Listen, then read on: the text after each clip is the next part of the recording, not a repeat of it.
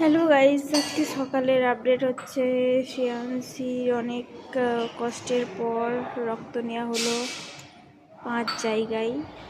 যাই হোক, 5 জায়গায় পিন করে, এই যে এখানে, তারপর এই কুনুয়ে,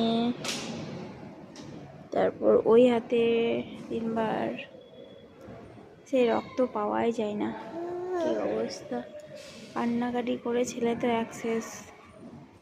প্রথমে ম্যাম যখন ট্রাই করলেন তখন কাঁদেনি, তারপর ব্রাদার এলো তখন কাঁদছিল, চরম কাঁদছিল। যাই হোক, এখন ঠিক আছে। আর ওর হাতটা এরকম অবস্থা, ভাঁজ করতে দেওয়া যাবে না।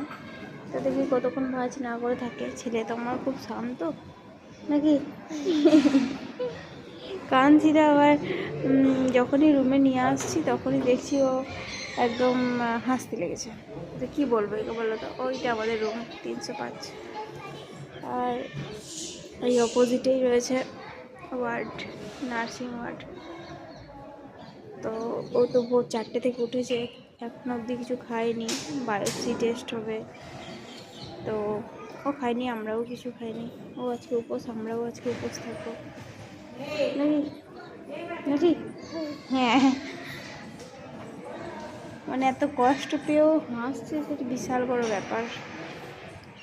আর নাচটা তো বারবারই বলছিল, she is very strong, she is very strong, thank you thank you thank you.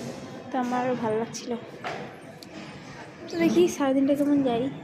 আপাতত এইটুকুই, ম্যাডাম আসার অপেক্ষায় আছি।